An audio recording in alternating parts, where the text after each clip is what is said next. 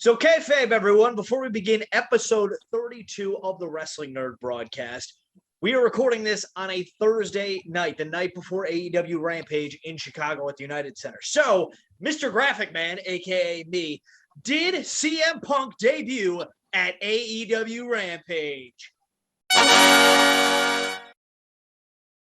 You're watching DaveCTV. Now here's your host, the voice, Dave Canning. It's you, it's me, it's DaveCTV. It's you, it's me, it's DaveCTV. Let's start the show. That is right, ladies and gentlemen. It is you, it is me, it is N.R.D, and I can't point any direction because it is such an exciting time in wrestling, as Cody said in Northeast Wrestling last week, where I was there, he was there, we were all there. He said we are entering a golden age of wrestling, and it is a golden age for the Wrestling Nerd Broadcast because it is not just N, it is not just R, and it is not just D. From Brooklyn, New York, please welcome JP Hooper. JP, thank you so much for coming on the show, especially so last minute, because we never plan anything on this show properly. No problem, Dave. No problem at all. Had to come and see the king. Hey, Nick. Hey. Wow. Wow. Now, before we even start this, I met you through Twitter, probably like, 3-4 years ago, right? Yeah. We started talking on Twitter about early, like Micro Brawler collector. Yeah. So it's cool to finally put a face to the name. Yeah, there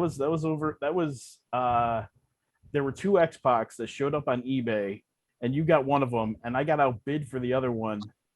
And that is how long it took me years to get an X-Pac. Yeah. I now have one. I technically paid for two. I was just about to say, since you want to throw shade at me and the future king of the broadcast, let's talk about you losing an X-Pac in the mail. Can you please tell me this story? Because that's what I heard.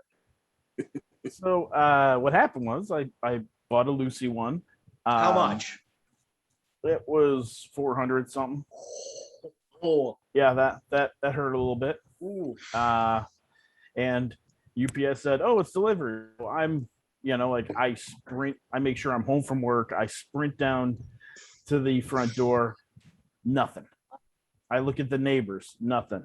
I go down my entire block, stopping at every door looking for this thing. Nope. I put it in the claim to UPS. I talked to the guy who sold it to me, and pretty much short story, I am just out money. Ooh. So, you know, if I was king, I could have made right on that. I totally could have, but I'm not. So not my problem. You know what the craziest thing I think about that is if it was like somebody that stole the package off your porch or something, they don't know what this thing. It's like, they're like, oh man, well, it's just a little toy. They probably gave it to their kid or their dog. There's probably a dog walking around with an X-Pac Micro Brawler hanging out of its mouth. You know? That's how Jason Rich's dog likes him. The Jason Rich's dog likes it shows up. Oh yeah. If that thing just pops up some point, that'd be ridiculous. Yeah. Somewhat used X-Pac Micro Brawler may or may not have dog teeth marks in it. Would you just see like the dog that ate it up? You're just following it around for weeks. Like, come on. It's $400, man. You gotta do what you gotta do. It would be brutal. It would be. Speaking of brutal, JP, I understand you're a big fan of deathmatch wrestling. That's correct. Yeah. So much so that I live with a deathmatch wrestler. You do? Okay. Yes, I need to know what this is all about, please. Because for those of you who are unaware, I think I explained this in our GCW reactions. I think I did on a previous episode as well. The Matt Cardona, the Homecoming GCW show was my really legitimate introduction to deathmatch wrestling. I had seen clips. I had obviously watched the Nick Gage Dark Side of the Ring, but I never sat down and watched start to finish a deathmatch. And Jesus, tap dancing Christ. God damn. But yeah, so please go. What is it like living with a deathmatch wrestler? Are you constantly having to find new light bulbs because he just keeps taking down the old ones and bam? Oh yeah, no, it's nothing fun like that. I mean, I occasionally step on weapons. I have stepped on an Onita barbed wire bat. I've stepped on the Satan cock. which is his weapon. That's basically Can we say that? yeah. I'm like going, Come how do on! I explain this? It is a toy with a bunch of nails sticking through it. Oh my god! Yeah, Disrespect to hit somebody with that. Well, he typically uses it in a Muda lock, and it's very cool because he's not a small guy. He's smaller than me, but he's not a small guy. It's Casanova Valentine, in case I haven't said it. And, you can find him on all the stuff. Watch the Vice documentary about him and the no-ring deathmatch stuff. There, I plugged him, so he can't get mad at me. He's sitting across the room. Tell him. Oh, no, if that was the case, I would just be like, dude, get over here. Yeah, he would. But this is a Satan. He probably would just pull it out of his room. But it's the funniest thing is about living with a wrestler is I'll be, playing video games or watching TV or something like that, and I'll hear him cutting a promo in his room, and it's the most ridiculous thing in the world because, you don't just cut it once. You got to cut it a couple times, get a good promo, or he messes up, something like that. So I just hear what sounds to be like shouting coming from down the hall, saying, Madman Pondo, I'm going to break your face in a Taipei death match, stuff like that. And it's just the most, at first it was like, what the hell's going on? And then after like the first couple times going, oh, he's just cutting promos. It was just, it's something that is a unique experience for sure. And I have to say it's pretty funny, mostly because we are both big guys, and occasionally he's like, hey, so I got to go wrestle, and I need one of my shirts, and I don't have one. Could you like loan me yours? And loan. So Keep yeah, Keep he'll come it. back. Yeah, oh no, it won't even come back at all. He'll wear it, bleed all over it. I got a little something on it. Sorry. And then he'll sell it to some fan. Mm-hmm. And I'm like, hey, whatever. I get a new shirt out of it. But that's something that's pretty funny. Where I'll be like, one day, he's like, oh yeah, I'm going to, whatever. I'm going to Houston to work this weekend. I actually think that's what he's doing. And I'll be like, can I borrow one of my shirts? And I'll see him wearing it on the show, and just be like, so ridiculous. But that's what it's like living with a deathmatch wrestler. Can we send him our shirt? Like, be like, can you wrestle in this? I mean, I'd watch that match. I have to warn you, Dave. He doesn't do just in-ring death matches. He does no-ring death matches. So what that means send him is 2 shirts. Why, it wouldn't be the first time that's happened, but he will wrestle in a situation where, like in a venue, and they'll just be slamming each other on concrete, setting up, doing all the stuff that you see in a death match, but take away the ring. So jumping off the stage in the venue. One match I saw, and may have been a faceless entity he did a no ring barbed wire match where a circle of people were holding a bunch of barbed wire as the wrestlers were getting thrown into it. You may find that on New Fear City on IWTV if you happen to do that. Man, I'm plugging all this stuff for him.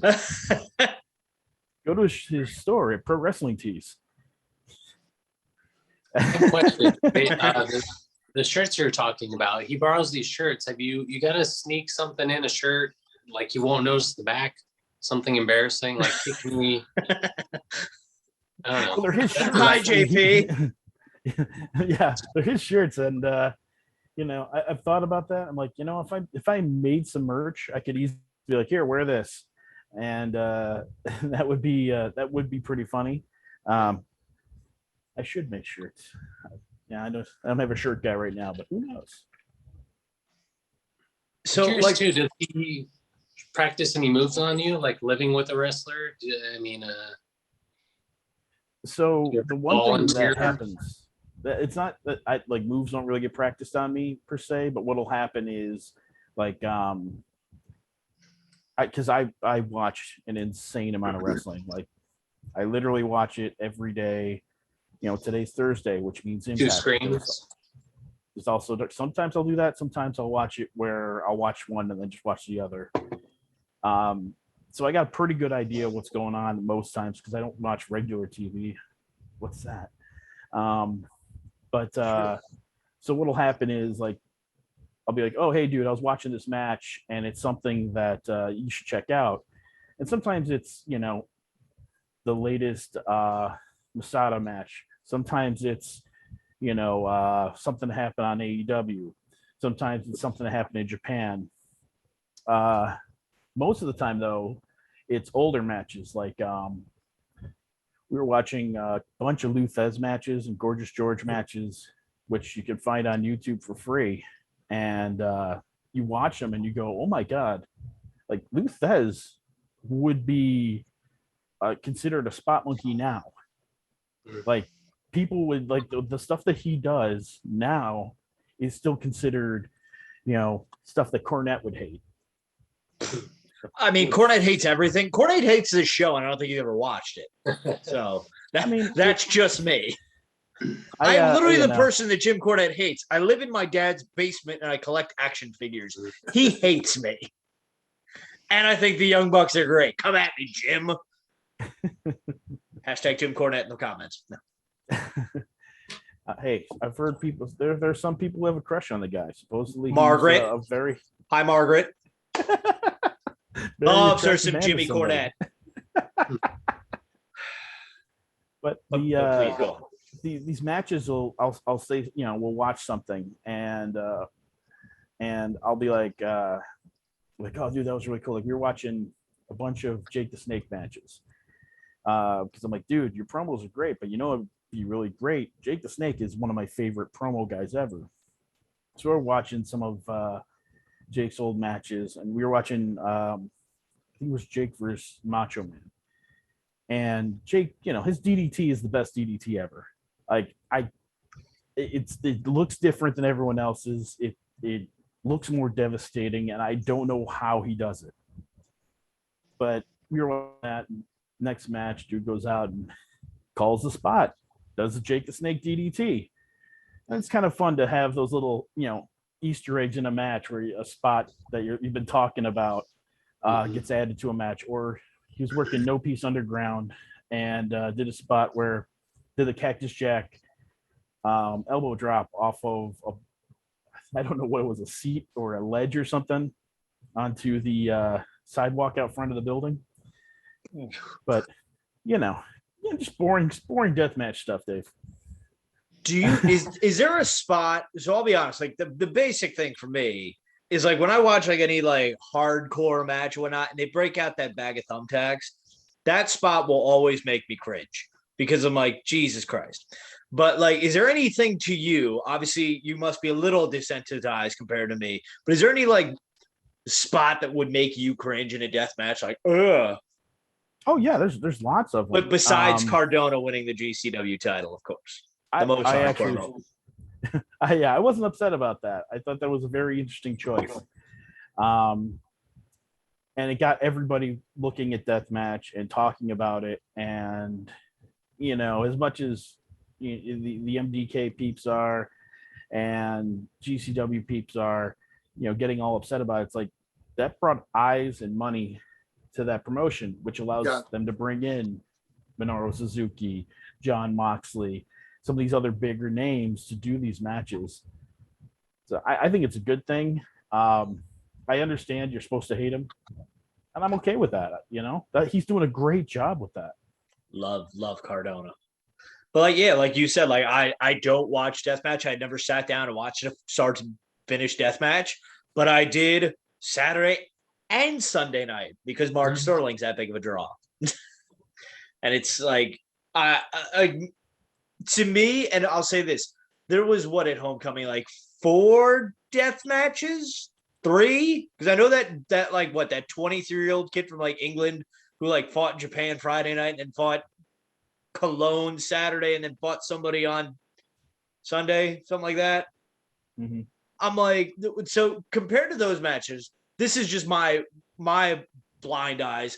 So to me, in the Cardona match, it seemed like, okay, let me hit this guy with this item, whatever it may have been, and then I'm going to try to get a cover or a submission, whatever it may be. Whereas like in the other death match I've seen, it's like, okay, we have to break everything around us and then we can try and finish the match. And that's like my take on, like, I know that maybe I need to watch different death matches to get that flavor, but that's just my take on it. Screw Jim Cornette.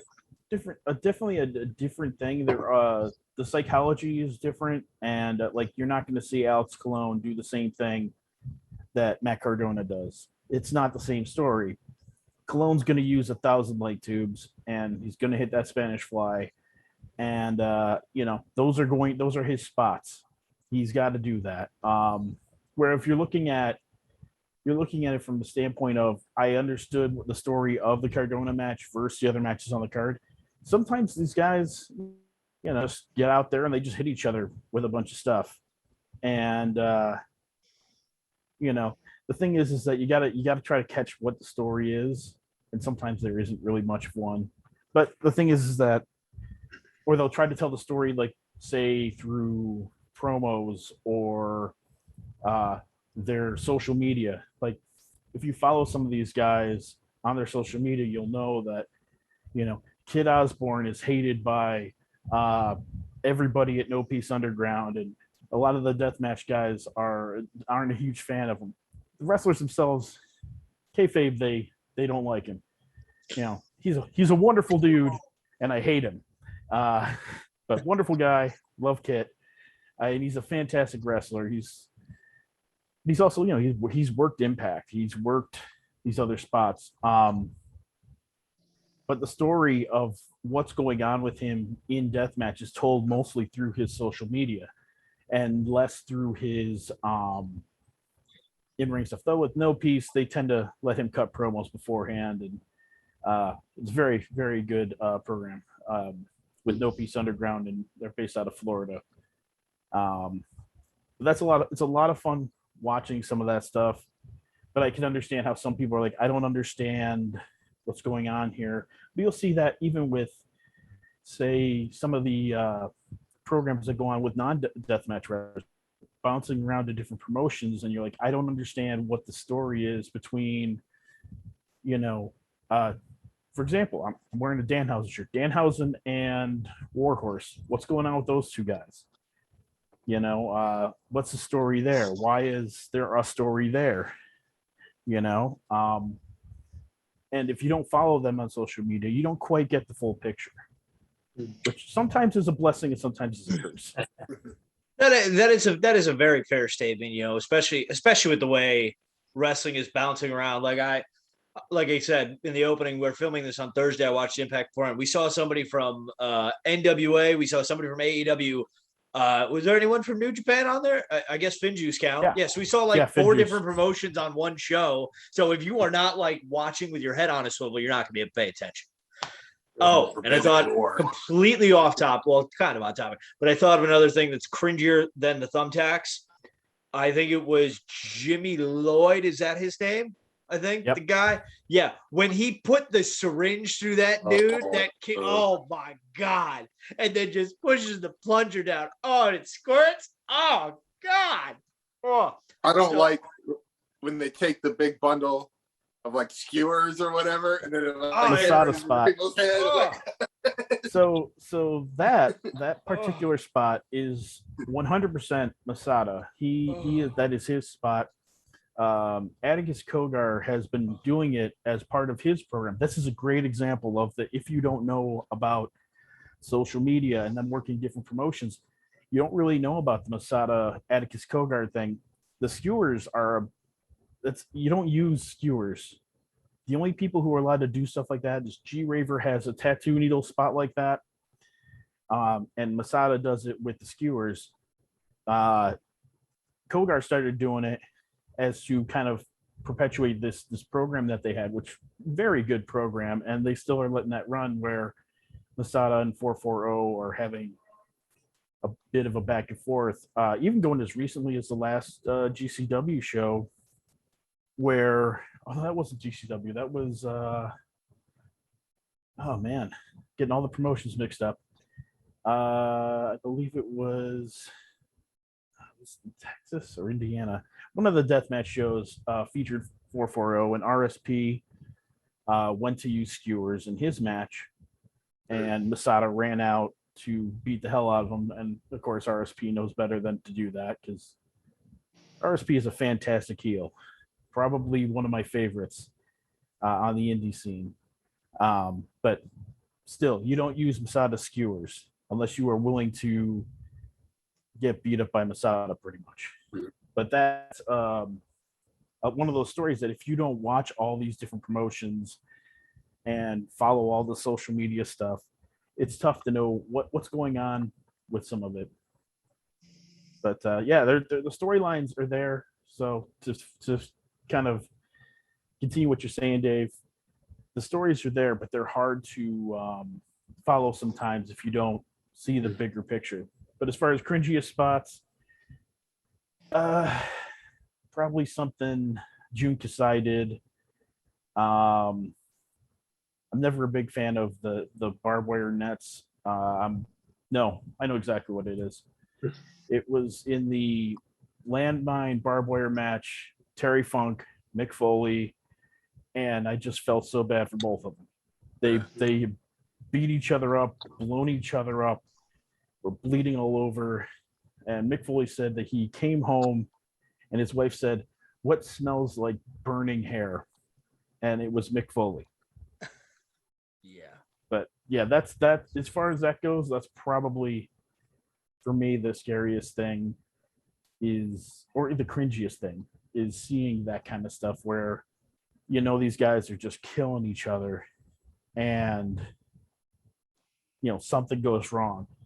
Yep, that's another match where the big explosion at the end, it didn't work.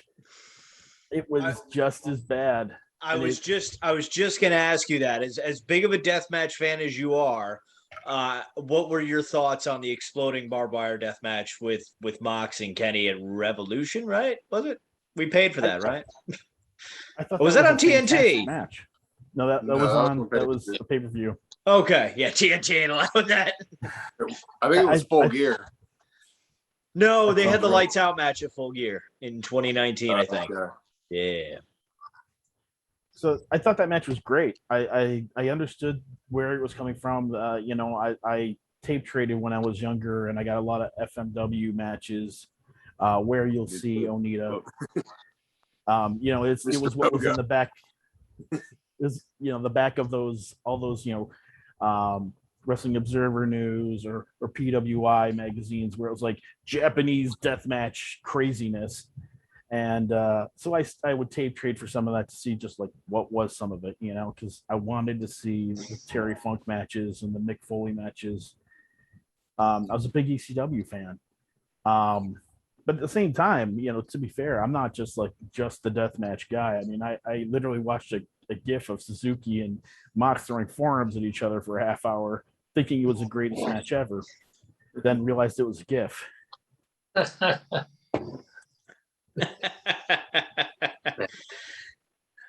But I mean, you know, the death match, I look at all of wrestling as it's an art.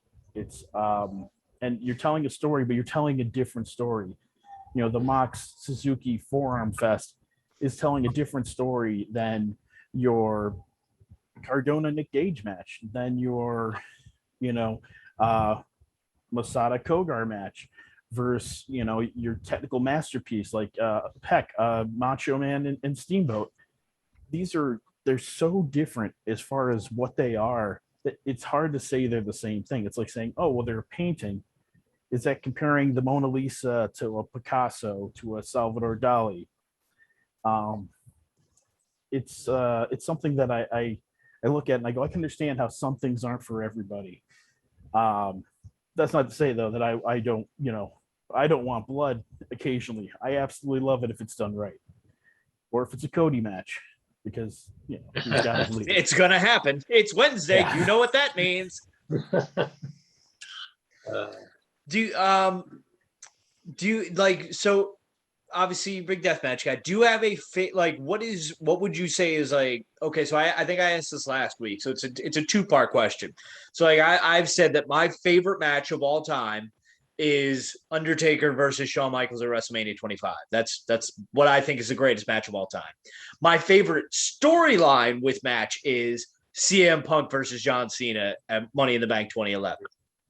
So what would you say are your two answers to that? What do you think what's your greatest match of all time and like / favorite?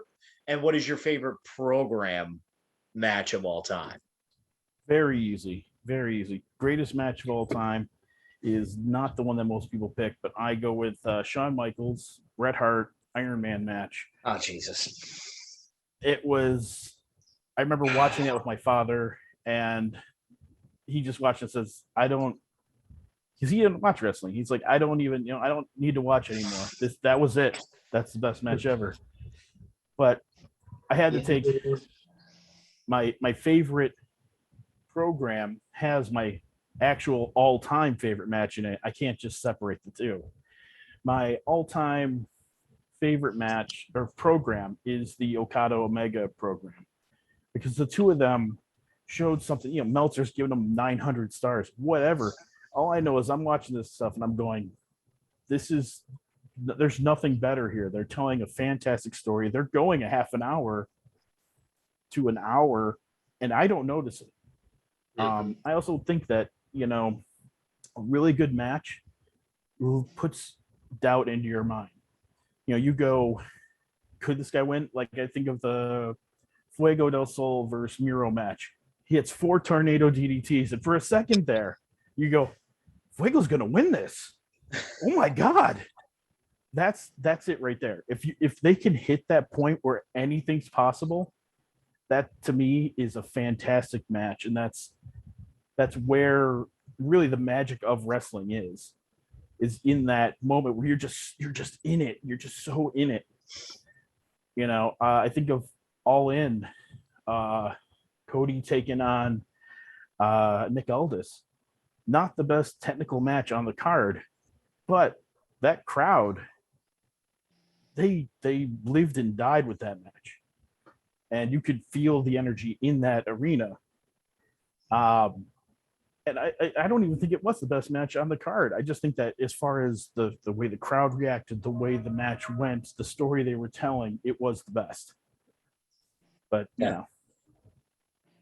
I can agree with those. And you know what? We're gonna sidetrack back to your favorite storyline match and whatnot. Because I still need to put them up on the Patreon, but they're getting made. I promise this. So Ryan has asked several of our past guests about an issue that he has with the Bret Hart Shawn Michaels Iron Man match. And you can see the videos of Ryan asking these questions on Patreon now. They go live on the regular channel after a month. So subscribe to our Patreon, patreon.com/WNRDB. And like JP, you can be on the show at some point. So Ryan, get on your soapbox. The floor is yours. Well, I can't believe I'm doing this. Yeah, right. This broadcast brought to you by Holiday Inn Express. Need a room? We'll leave the light on for you. Shout out to Red Roof Inn in Independence. Shout out to Red Roof. It's bougie. No, this place is okay. nice. I have two things to say. First of all, shout out to the Red Roof Inn in Independence, Ohio. For when I stayed there a few years back, I go to take the sheets off to get under the covers for bed. Potato chip. What? That's what I'm talking about. It's the new chocolate. They leave the chocolate on your pillow. They No. leave potato chip. No, it's not tucked in. Second of all, are you alone in the room? Like, did you go on this trip with anyone? Is your wife with you? My coworkers are here. My supervisor came in. He's like, "Oh, you got it all decked out. I want to watch this live." I'm like, "They're on YouTube." Like, are they in the room? Wait, are they in the room right now? Oh, I could have had a live audience. You really could have. Like, boo. All right, because I was gonna ask, like, what does your wife think of you bringing all these figures on the road with you? Yeah, she knows. I kind of I thought I could do some deals, and travel, but I'm so busy. Wheeling and dealing, ladies and gentlemen. But And here I thought As I you got said- a new office or something. I'm like, No. wow, new space, huh? he's, All right. he's too bougie for that. He's gonna take They're- that. they're- Shout out they're to the Micro beautiful. Brawler Group. Do you want this painting? We'll trade you for an Claim. Xbox Brawler. I could take it home. So Ryan, the soapbox platform is yours, sir. I'm glad I wore a collared shirt for this. You might get one. You're probably gonna get one this time. Be professional here. Okay. Gosh, I wasn't quite prepared. I didn't know. I thought I would have came up with JP. In our, Always ready, baby. Always ready. JP, we talked about the Iron Man match. I was there live. I was 12 years old. Bret Hart's my favorite of all time. If you didn't know, I think you might know. But yeah, like Hot Pink and Black, it's my favorite to this day because of Bret Hart. But I have to admit, like I was torn when I went there. It's kind of cool you said that your dad didn't watch wrestling because my dad didn't either, but he went live. And I think it kind of won him over. Like you said, when you go to a live event, see big events like that, But basically what I want to talk about is the match is awesome. You said it yourself. Is there any part of it that seemed a little weird? I mean, like the ending? Oh, well, the ending was surprising. Travesty, especially yes, because- another word for it, yeah. That was something that I thought was weird. I thought there was some confusion as to, well, what do they do now? Mhm. With the kind of in this spot. Well, Brett doesn't want to win that way, and I'm not gonna lie. I went into that match with my pink and black heart, and I left that match. Well, not gonna lie, that was when I started liking heels. Like that match is literally what made me go, wait a minute, bad guys can be good wrestlers too. So She drove him apart. Well, yeah, That's what see, did it. I also thought Bret Hart, I had this little post-it, I guess when we were driving there, like who's going to win each match. I chose Bret Hart. Everyone else said Shawn Michaels. I was wrong. But like you said, I mean, the match ended. Didn't they say, your winner and still champion? I believe they said something like that, right? And then some yeah, they guy. did the winner. It was winner because of the tie. It Yeah. was like winner by disqualification, and This still. isn't baseball. Tie doesn't go to the runner. Okay, God, Well, no, the tie didn't. It was the roll up that happened afterwards. damn right it did. Can you, with 100% accuracy, say that maybe they messed up? Maybe Gorilla Monsoon went a little, God rest his soul. Other than Thank you. everything he did in his career, I respect, except for that, walking out. And are you curious to see the contract? Could you say maybe it wasn't in the contract? I'm going to contact Brett, but maybe there's an ounce of collusion. I shouldn't use that word. An ounce of I don't know, nepotism, stuff like that. Favoritism. Oh yeah, there 100% Possible. was collusion. You can go ahead and use collusion. 100%. It's Okay. pro wrestling. The two guys in the ring have to collude with each other. That's how Yeah. it works.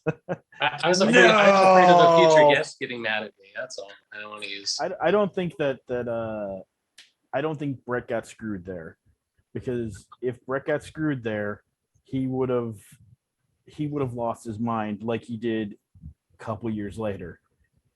And because the dude is still mad about this thing where it's like, listen, you're gonna leave a company, you drop the title, he grew up in wrestling. This is not new. This is still happening today. If you leave a company, you drop the title. And he was like, no, anyone but him. And it's like, bro, come on, man. Come on. Don't be silly He about it. didn't want to get screwed again. He got screwed by Gorilla Monsoon the first time, and then screw me once, okay, but screw me twice. I mean, I understand. And he should be mad at Goldberg. This is the thing he should be the most mad about. That's where it all started. That's what I'm saying. So, Well, there's also the thought, the conspiracy that it was all a work and Bret Hart was sent to WCW to kill it. There's a whole documentary about it. Oh, And jeez. it's not very good. So I'm not Let going to. me see if I have any tinfoil to make a hat out of around here. Yeah. It's not. Well- There's not a lot of ground for it to stand on. I think that my big problem with Brett was that there are guys who've been screwed over before by booking, by whatever. Heck, Matt Cardona, that dude got himself over, and they said, "Oh, cool, you got yourself over." Well, we don't like that, so back to catering with you, jerk. You can't get yourself over. We don't care. We don't care if you're a top merch mover. We don't care about any of that stuff. So yeah, we're gonna bury you because we don't like that. And if any, it's like I can understand him being upset about that, but it's with Brett, it's like, dude, it's just you've dropped the title before, you'll drop it again. Yep. You'll pick it back up again. And the funniest part about it, I actually don't think the Attitude Era would have worked as well for him had he had a longer career. Because Brett, one of the best technical wrestlers ever. Brett is also one of the best wrestlers at making the guy he's working with look like $1 million. I mean, hell, Stone Cold versus him. That match made Stone Cold. If you weren't following him when he was stunning Steve Austin and into, ECW, like that match where he's bleeding and doesn't tap out to the sharpshooter, passes out. You went, holy crap, he's so tough that he wouldn't tap out. He just passed out from the pain. That made Stone Cold Steve Austin, along with the Bret Hart, leaving and the Vince McMahon character coming along. Like Bret Hart, responsible for the Attitude Era, would not have done well in it.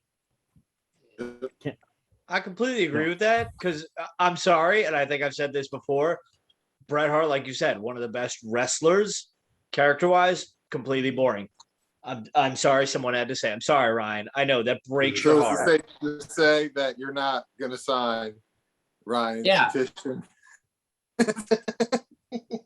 But it's okay. I'm gonna get the evidence and we'll revisit this. You're a fan of the match, so you'll love the match even better when we get to the bottom of it. We'll talk again.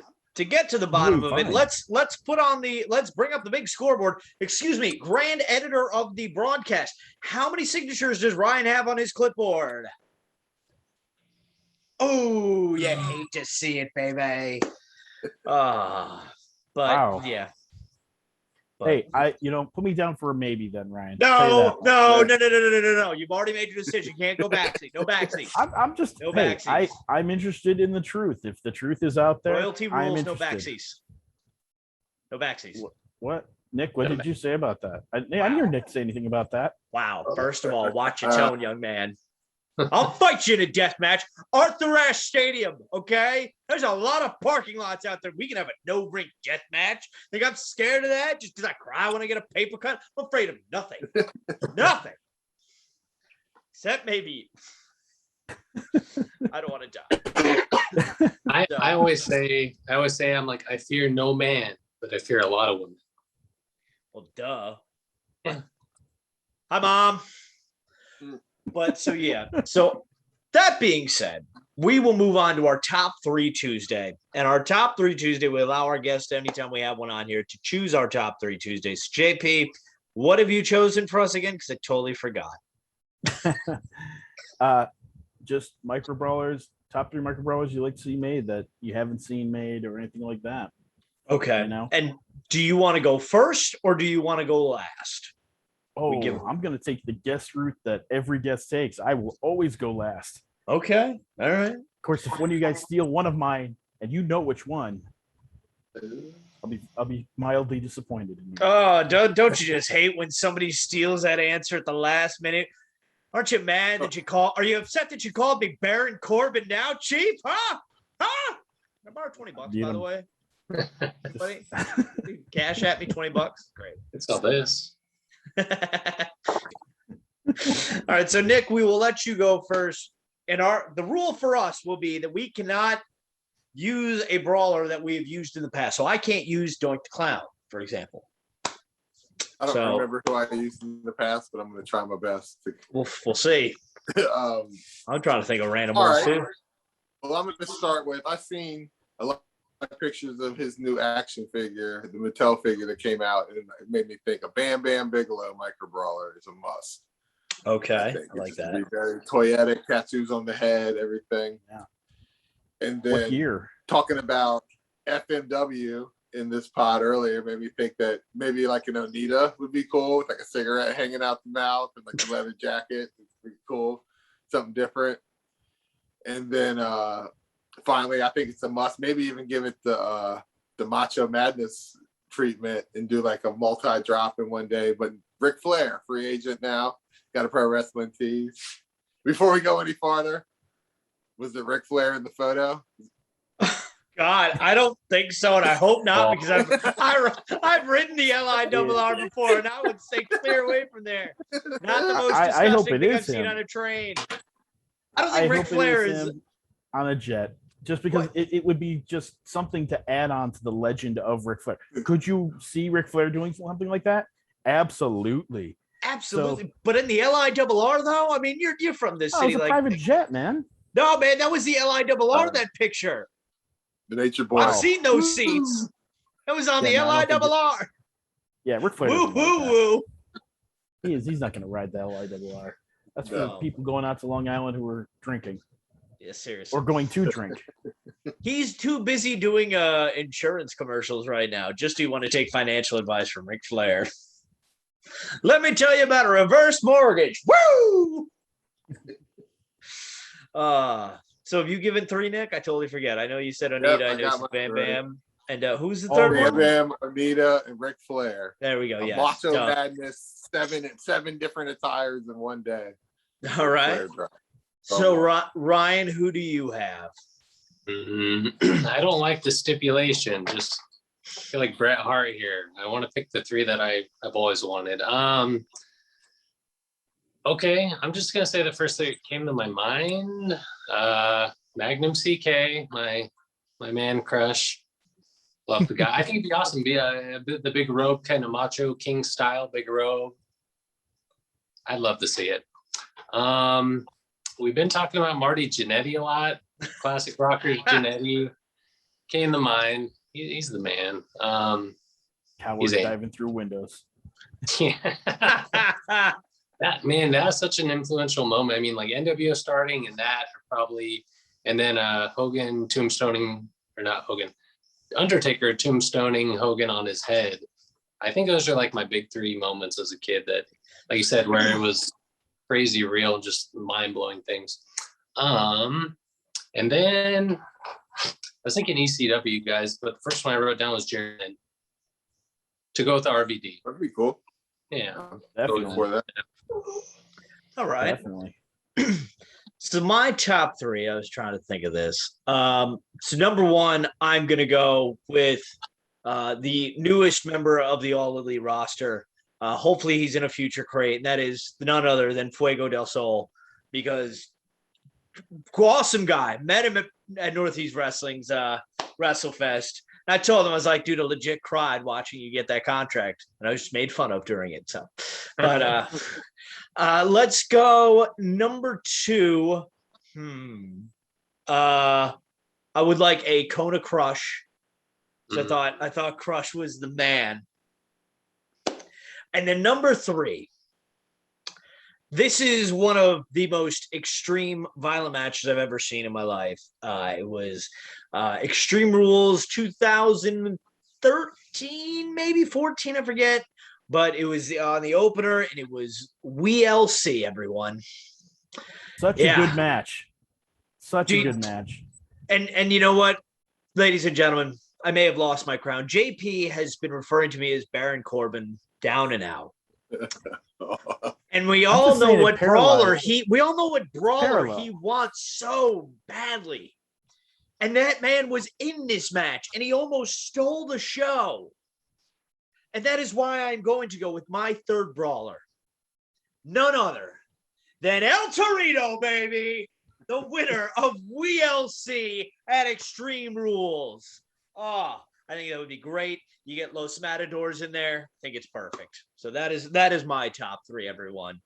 So JP, the floor is yours. What 3 brawlers would you like to see? Yeah, I'm not gonna lie. That wheels, I actually think that was the best match on the card. I'm not even joking about that. That was The Rollins pop that night. was pretty. Oh no, wait, that wasn't that one. That was a few years later. That was Kane versus Daniel Bryan with Flaming Table. Because I met Kane after that show, and I goes, hey man, it was a great match. He goes, what do you mean it was a great match? You went through a flaming fucking table. What do you mean? The mayor of Knox County, excuse me. But so yes, JP, what are your 3 brawlers, sir? I think I'm gonna go. I think I'm gonna go with a couple of guys that. I'll go with the AEW guy. Yeah, I'll go with Andrade. But I want him in either that black mask that he's wearing now as his entrance or his La Sombra gear. The masked magician mask that he wore. I loved it, dude. I love that gear because he would come out with a luchador mask and a hat on top of it. I'm just like, I love that. What a heel. I go with that. I would go with sticking with somebody I just saw in Triple Mania, Psycho Clown. Cool. He's super toyetic, and I love that he has such a terrifying mask and children love him. And he's also a fantastic wrestler. And I would love to see him in there. It's I don't think there's enough luchadors, and I think that luchador masks are just so toyetic and all that, and I would love to see more of those. Yeah. And of course, saving the best for last. I've been pushing for this for a long time. I think it's going to happen. I even commented on Ryan's post today when he said something's coming, like I do every time, with a GIF of the Weenomenal One. At this point, I'm not going to lie. I at first it was a joke because I was like, oh, we've got 1 billion Swoggles. What the heck? And then it became something where I just was like, I'm going to keep rolling with this. And then I got a couple of people saying something to me going, yeah, that would be kind of fun. And now I'm in too deep. I think it's going to be willed into existence. At this point, if I have to buy all of them myself, give the people what you crowdfunding. What they want, Ryan Parkin. If we can raise all that money for Mattel, $1 billion company, to produce more figures, I think we can do crowdfunding for a Swoggle, Weenomenal Swoggle Brawler. I think supposedly he's retiring. So it would be a nice Ryan Barkin? No, Swoggle. Supposedly he had his last match and he had surgery and all that. Dave, you should know this. He's a friend of the channel. He is a friend of the show. Remember when he told us before we went on air? Remember he said that he had got some medical news and stuff. Yep. Like I think that was like the beginning of all this. I tried to keep that quiet. I tried to respect HIPAA laws. There, Nick. The word is out now. Still respect HIPAA laws. I know a lot of nurses. He retired. Yeah, supposedly he retired, and I think it would be a great tribute at the if he in fact did, is to go out with yet another brawler. I mean, I'd be okay with that one, and if say there was a Leprechaun one that just happened to come out, and then a Leprechaun like a Leprechaun gear, like he has the hat and all that, and then maybe a Leprechaun like the movie he was in one. Like, just saying, they did the Super Shredder one. I may or may not have put some more out. Yeah, I may or may not have thought about this and come up with about another 5 or 6 more just so he can beat Macho Man. Him and Muppets. Well, no, I think it might be Myers who has the most now, or he might be close. He's gonna be. He's got the stomp. Tied. He's got the 2 effed up ones. Then he's got the one in the 4-pack. Yep. And then why do I think he had another one? He's got the solo out. He's got his. No, he's got the 2. Yeah, so he's got that. Isn't there a black? There's a regular black and a blue one. The effed up black and blue one. His stomp and his 4-pack. So he's at 6. And he's got another one coming out in the next. And year, he's got the one for STC Comic-Con coming out. So he's at 7-ish. Wow. So he might be no, because Macho has 8. Because there's the 7 that came out with the major pack, and then the King Savage. So there's 8 Macho Men. So Brian, there's the No Star one too, but I don't know if we count that. It's more of like I don't know. That's a manufacturer more than. I don't think it counts as its own separate brawler. Like I think I haven't seen enough of them to really like justify them as a. Yeah, it's not its it's own not- variant. That's a manufacturer error, I think. It's I not like the consider Jeff same Cobb thing as one. like the Jeff Cobb with the black chest. Or That's what I'm saying. If it was like the yeah. Jeff Cobb one, I'd be like, oh yeah, or even the Colt. the The Colt elbow with the pad. elbow pad. Yeah, Well, the elbow. I Well, could you know what? understand Here's the that. thing. I don't think that's really a variant. You can't count that Jeff Cobb has 2 micro brawlers because that was a factory error. Even though there were enough made that he's selling them, but like whereas the No Stars Macho was a mess up, and like they didn't sell it as that. They didn't sell the Cobb as like black shirt Cobb, no shirt Cobb. You know, compared to like the actually, Myers, yes, they did. sold. Okay, see, I know nothing. Yeah, I know nothing. Jeff This Cobb is why was, I'm the king. Jeff Cobb sold. You're not the king. Jeff Cobb sold the. Who invited this guy? I like this guy. Jeff Cobb sold the messed up ones himself, and you would get to him through like literally message him, DM him on whatever. That's how I got and mine. you get Which I think is great, by the way, that we just like hit up right like, hey man, can I buy your brawler from you? Cool. That's how great technology is right Before now. we get out of here, JP, were you lucky enough to be one of the people that got the Billy Gunn from his wife? Yes, I did. Wait, Yeah, what? like, dude? You told me about that. $15 Yeah. shipped and something like that. Yeah. Wait, what? Wait, please tell me this story because wait, The Billy did this Gunn- just happen? No. Oh, When okay. When You're these like, what? originally dropped and got taken out of the store, they sent all the Xbox brawlers to Xbox and all the Billy Gunn brawlers to Billy Gunn. Xbox sat on his, got rid of him over time or whatever. Billy Gunn's wife just threw him up on Twitter. Still Was like, got him. anybody that wants one $15 ship, hit me up. So if you were like one of the first people to get it in, you were just getting the $15 Billy Gunn, but then they ran out. He doesn't have any more. And then all of a sudden, now the prices are freaking crazy because there's not that many of them that were made. That's when you But, told yeah. me about. Like that was one where I was like, wait, they did make those. You told me about that, and you told me about reaching out to Billy Gunn's wife, and I got This is that ass. like literally Early micro brawler days, way before the group. a lot of DMing about stuff, about the various brawlers and all that. Finding out that there was different Colt Cabana elbow pads. Yeah. And That was you crazy. you speak of that history, and I'm just gonna let the cat out of the bag right now. But we do have a plan for our 1-year anniversary to do a complete history of micro brawlers, ladies and gentlemen.